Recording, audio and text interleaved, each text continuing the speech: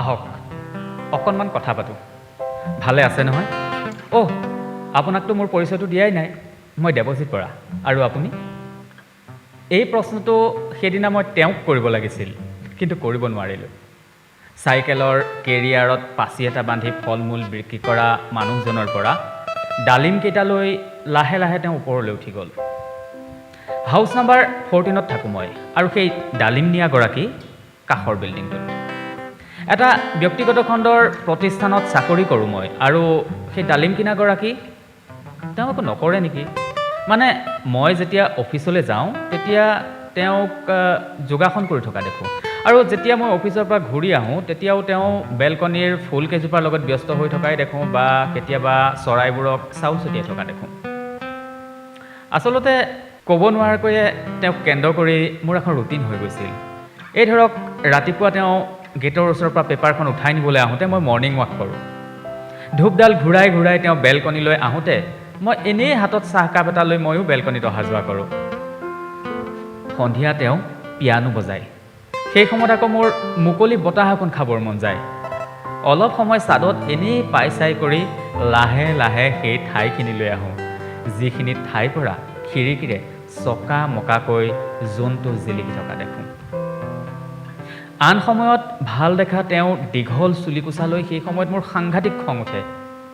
বাৰে বাৰে চুলিখিনিয়ে তেওঁ মুখখন ঢাকে। এনেকুৱা লাগে যেন ক'ৰবাৰ পৰা এজাক উৎপতীয়া বতাহ আহি তেওঁ চুলিবোৰ খেলি মেলি কৰি দিয়ক, আৰু কজলা চুলিবোৰ ফালি জিলিকি উঠক জোনাক সোপা। এদিন কিন্তু হৈছিল, ঠিক মই ভবাৰ দৰেই হৈছিল। পিয়ানোত তেওঁৰ আঙুলিবোৰ অস্থিৰ হৈ পৰোঁতেই ক'ৰবাৰ পৰা এজাক উৎপতীয়া বতাহে আহি তেওঁ চুলিবোৰ খেলি মেলি কৰি দিছিল। তেওঁ লাহে লাহে উঠি আহিলে আৰু পৰ্দাখন টানি দিব বিচাৰিলে।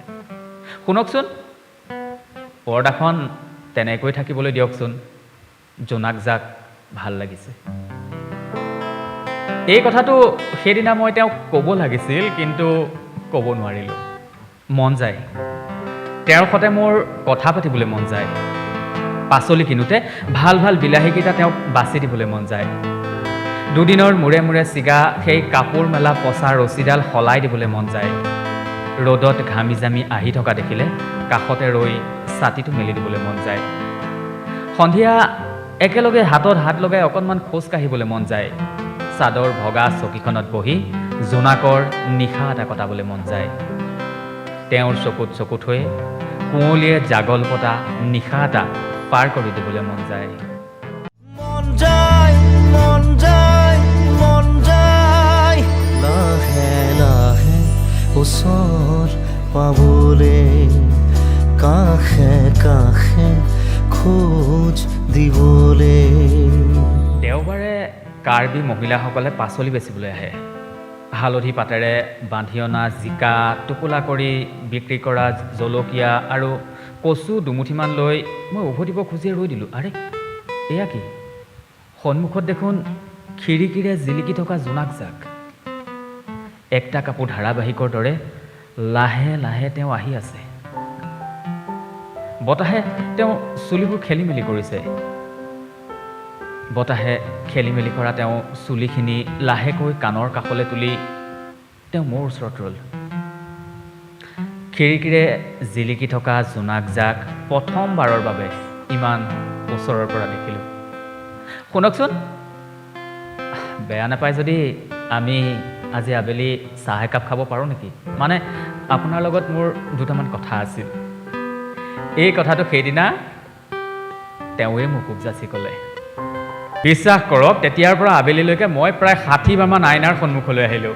15যোৰমান কাপোৰ সলাই পিন্ধিলোঁ। থুতৰিত ৰঙা ৰঙা হৈ পৰা দাড়িকেইডাল এডাল এডাল কৰি বাচিলোঁ। জীৱনত প্ৰথমবাৰৰ বাবে সেইদিনা ইমান বেছি পাৰফিউম মাৰিলোঁ। আবেলি লগ হ'লোঁ আমি। বন্ধ হৈ থকা কথাৰ বাকচ এটাহে যেন তেওঁক কোনোবাই খুলি দিলে। ইটোৰ পাছত সিটো অনৰ্গল কথা তেওঁ কৈয়ে গ'ল, আৰু শেষত কোৱা এটা কথাতহে মোৰ উশাহবোৰ বন্ধ হৈ গ'ল। মই বিবাহিতা। কথাটো কৈয়ে তেওঁ লাহে লাহে আঁতৰি গ'ল। কিবা এটা চিন্তা কৰি মই মাত লগালোঁ, শুনকচোন। তেওঁ ৰ'ল। মই লাহে লাহে তেওঁৰ ওচৰলৈ আগবাঢ়িলোঁ। সেই সময়ত ৰেষ্টুৰেণ্টত সাংঘাতিক ভিৰ আছিল। কোনোবাই অৰ্ডাৰ দিছে, কোনোবাই হাঁহিছে, কোনোবাই কথা পাতিছে, কোনোবাই কাপ প্লেটবোৰ তুলিছে, কাপ প্লেটৰ শব্দ হৈছে ইটো সিটো সংমিশ্ৰণৰ এটা অদ্ভুত ধৰণৰ শব্দ। কিন্তু সেই একো শব্দই সেই সময় মোৰ কাণত সোমোৱা নাছিল বুকুৰ ধপধপনিটোৰ বাহিৰে। ছাউণ্ডপ্ৰুফ কোঠা এটাৰ ভিতৰত যেন 200 ৱাটৰ বক্স দুটাই ধপ ধপ শব্দহে কৰি আছে। লাহে লাহে গৈ মই তেওঁৰ ওচৰত ৰ'লোঁ। শেষৰ বাৰৰ বাবে জোনাক জাকলৈ চালোঁ। চুলিৰ মাজত জিলিকি আছে অকণমান সেন্দুৰ। অলপ চিন্তা কৰি অৱশেষত মই তেওঁক কৈ দিলোঁ, সেন্দুৰ ফুটা ডাঙৰকৈ পিন্ধিব।